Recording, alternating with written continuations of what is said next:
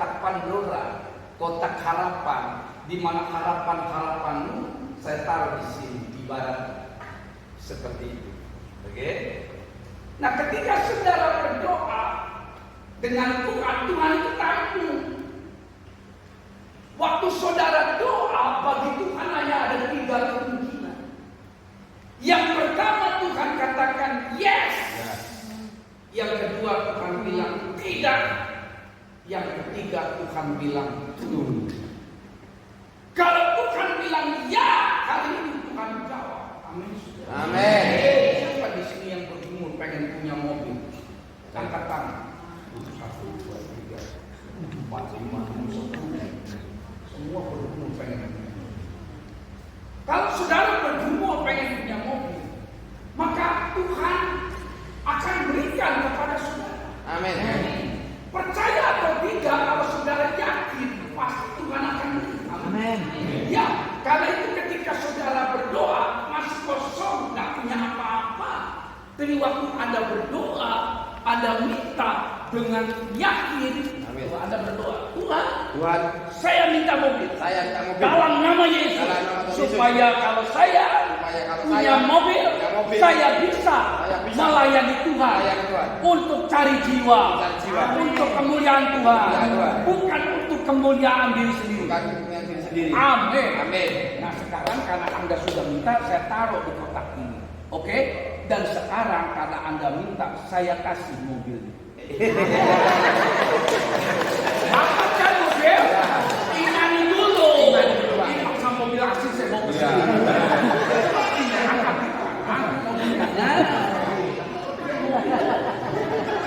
Iya. Itu kalau dia doa, saudara.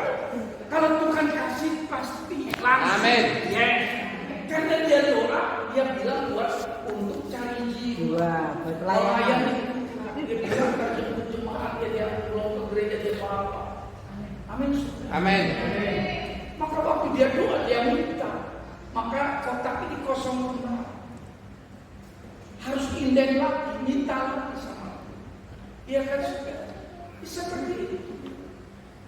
Apa yang saudara butuhkan, apa yang saudara inginkan, nyatakanlah dalam doamu yang tidak pernah jemu.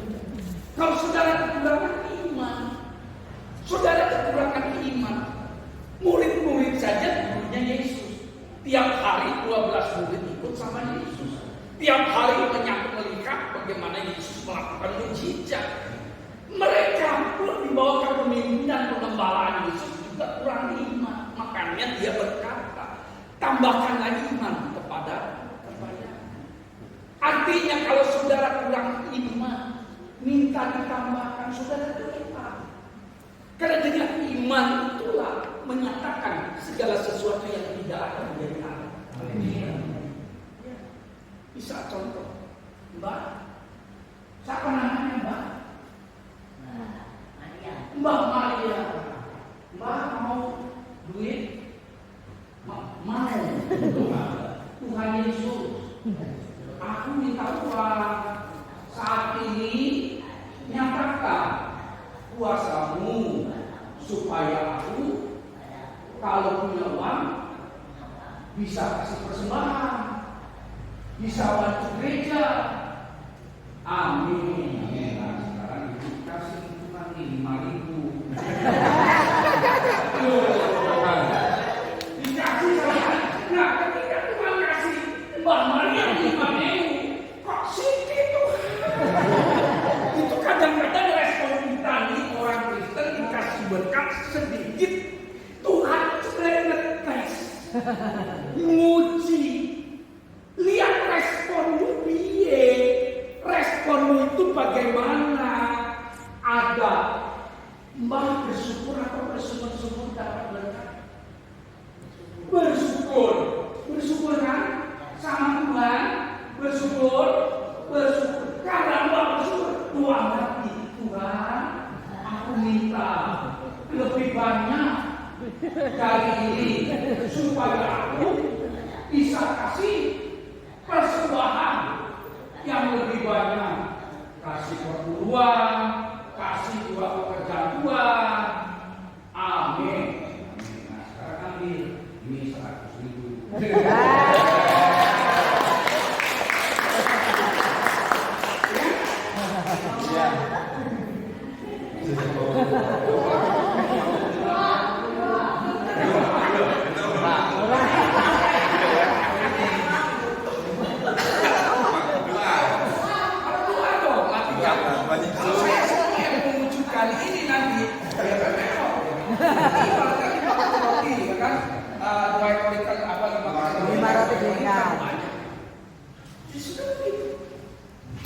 karena itu saudara harus berdoa. Nah, dengan doa inilah kita bisa melakukan segala sesuatu yang mustahil menjadi tidak mustahil. Iya, amin. Amin. Saya sebenarnya pengen khotbah masih lagi, tapi saya takut jemaat tunggu. Masih mau terus apa sudah? Masih mau terus apa sudah? Terus. Dengar kan terus? Emang gua tukang parkir. Iya. Oke, kita bisa terus dengan sedikit kan. Nah, waktu kita doa, terakhir ya, waktu kita doa itu harus didasarkan pada landasan iman. Amin. Amin. Iya. Amin, amin. Nah, kalau kita bicara iman, ada 3 sumber iman. Ada berapa saudara? 3. Katakan ada 3 sumber iman. Ada 3 sumber iman. Yang pertama, sumber iman kita dapatkan dari Tuhan. Lukas 17 ayat 5. Lukas 17 ayat 5. Coba dibaca Lukas 17 ayat 5. Itu sumber iman. Oke. Jadi ketika kita itu nggak punya iman atau kita kurang imannya, karena yang namanya iman itu al-imanu yazidu wa yanqus. Iman itu ada kalanya dia naik, dia ada kalanya dia turun. Gak peduli dia pendeta besar, pendeta kecil, pendeta gemuk, pendeta kurus, dapat gizi gede, gizi besar, gizi kecil, ya itu semua sama. Kadang dia naik imannya, kadang dia turun. Dia seperti ombak di lautan yang kadang dia naik, kadang dia turun. Al-imanu yazidu wa yanqus. Iman itu kadang naik, kadang turun. Tetapi iman juga berkata, al-iman ditamani. Iman itu bukan angan-angan. Jangan pernah engkau berangan-angan. So, iman itu nggak sama dengan angan-angan. Karena iman itu real, pasti akan terjadi. Kalau angan-angan itu namanya mimpi, berkhayal, saudara. Oke? Al-iman ditamani, maka iman itu bukan angan-angan. Walakin mauqiro fi qalbi wa sadaqahu wa amalu. Amin. Amin. Buat benar toh? Benar. Atau sabi. Iman itu adalah sesuatu yang tertancap di dalam dasar hati manusia yang paling dalam. Tetapi dia tidak hanya berkata padaku ada iman, tapi wa amalu, ada satu pergerakan, ada satu tindakan yang harus dia lakukan dalam rangka menyempurnakan iman. Sehingga amal ada satu tindakan, ada satu amalan, perbuatan di mana untuk menyempurnakan iman itu supaya iman itu berbuah dan buahnya itu tetap menghasilkan sesuatu bagi kemuliaan nama Tuhan. Amin.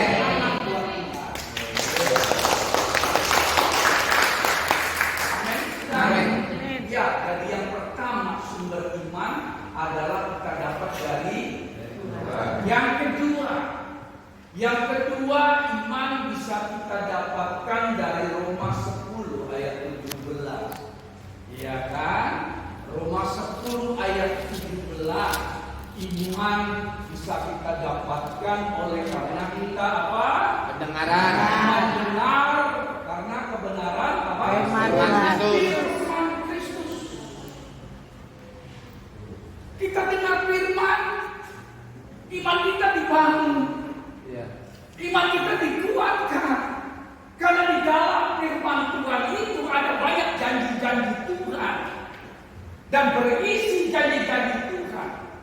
Karena kita adalah anak Abraham yang juga memiliki janji-janji Allah, mewarisi janji-janji Allah.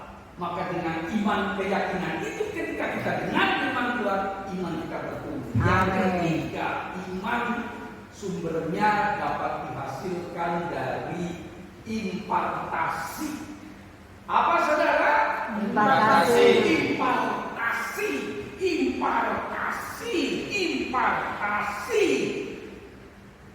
Oke, sekarang besi memperanakan besi. Oke? Oke. Artinya pergaulan saudara akan menentukan siapa saudara. Pergaulan hidupmu akan menentukan bagaimana keadaanmu ke depannya nanti bagaimana. Itu pergaulanmu begitu sangat menentukan. Karena itu survei membuktikan bahwa pergaulan itu 55% sangat mempengaruhi orang. Ya, 55% tinggi. Dia bisa mempengaruhi orang. Saudara nggak pernah main judi, kan saudara kumpulnya dengan orang para penjudi, lambat laun saudara ikut main judi. Amin. Percaya atau tidak saudara? Amin. Saudara tidak pernah main ngadu ayam, sabung ayam, tapi saudara bergaul dengan orang yang suka main sabung ayam, nongkrong di situ. Pertama cuma nonton, tapi lama-lama ya asli ya, oh dapat duit ya saudara itu. Tapi kalau saudara bergaul dengan pendeta Titus, tiap hari cuma baca Alkitab, pelayanan saudara dibawa ke sana ke sini, saudara yang ada cuma mikir kapan ya pelayanan lagi, kapan ya pelayanan lagi, kapan lagi ya doa lagi. Karena di situ akan impartasi iman. Impartasi roh, spirit. Pergaulanmu hati-hati. Karena 55% itu sangat berpengaruh. Amin sudah. Amin. Dan iman itu nanti bisa berfungsi. Kenapa?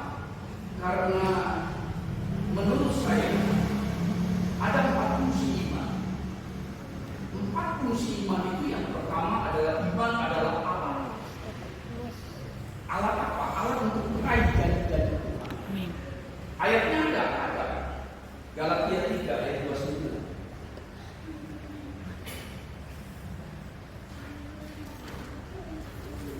Oke? Iman itu adalah alat untuk meraih janji Tuhan. Pak itu sudah berjanji apa dari Tuhan untuk panah di depan? Akan jadi milik saya. Oh iya, bilang pasti tangan di depan jadi milik Pak itu. Jadi milik gereja GBI pasti. Amin. Caranya gimana? Itu jadi milik dan sih. Orang kan orang gimana? Cara ada orang tua juga milik dari dia. Lo doa pagi setiap pagi di sini keluar ke depan, tumpangin tangan gitu kayak ngomongin. Itu benar. Terjadi pasti. Amin.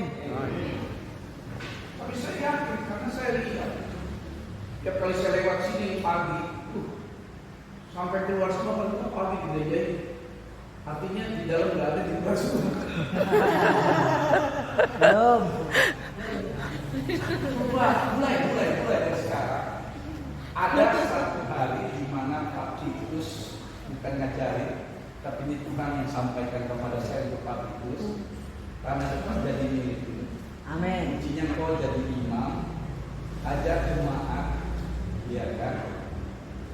Nggak usah lama-lama, cukup 3 hari puasa. 3 hari puasa, dan setiap kali habis mau doa puasa, kamu doain karena tumpangin tangan sama jemaat ini sama-sama. Bikin acara 3 hari puasa.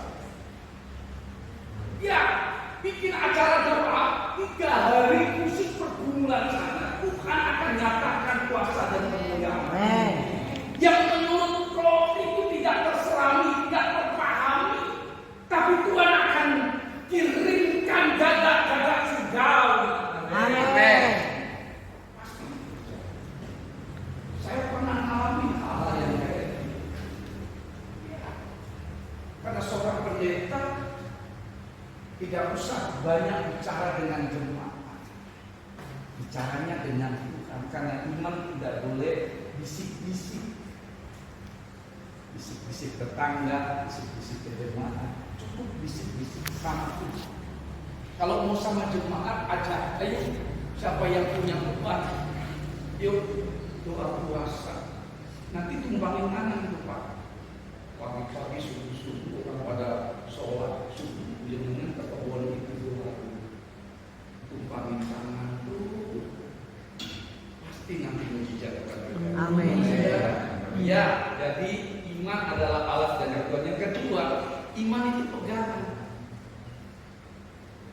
Jalan ini nggak mudah. Sekarang kita hidup di dunia ini licin. Kita bisa jatuh, banyak godaan, kita bisa tergelincir. Jangan pikir kita ini karena kita ini pendeta atau kita sudah melayani Tuhan, kita nggak bisa jatuh. Bisa, kita bisa jatuh kapan saja.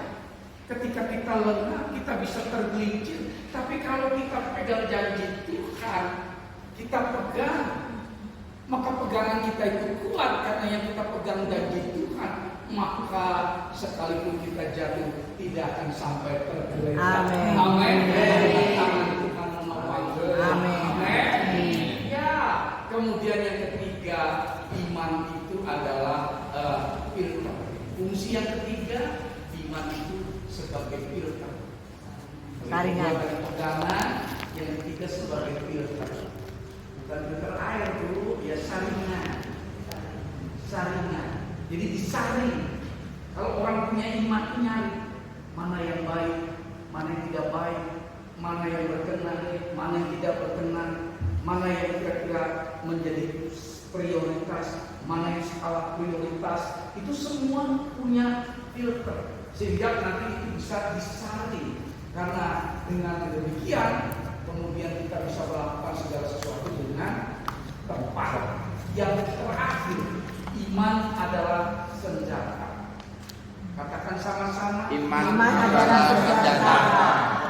Karena kita berkata lawanlah dia dengan iman yang teguh. Iya kan? Lawanlah dia dengan iman yang teguh. Artinya apa? Artinya senjata. Kalau kita ini punya senjata, tapi kita nggak bisa menggunakan, kita berdiri mati duluan. Punya senjata tapi nggak bisa digunakan. Punya pistol nih, gue tembak lu, tapi kita nggak bisa menggunakannya. Sana juga punya tembakan. Lah saudara mau tiada duluan. Nangkep maksud saya? Iya. Jadi artinya gunakan senjata kebenaran firman Allah yang ada dalam hidup kita. Iman kita adalah senjata sehingga akhirnya iman kita menjadi iman yang berkemenangan. Dan iman yang berkemenangan adalah iman yang berpusat kepada Yesus, bukan iman yang berpusat pada problem persoalan ataupun kepada manusia dan janji-janji manusia yang tidak ada artinya, karena janji manusia itu adalah sampah, tetapi janji Tuhan adalah mutiara-mutiara yang indah, dan mutiara yang indah itu akan saudara miliki di tahun ini. Amin. Yang hari ini sakit akan disembuhkan. Amin. Yang saat ini terbelenggu oleh hutang-hutang, hutang saudara lunas. Amin. Yang belum punya jodoh dapat jodoh. Amin. Jamini dong. Semangat.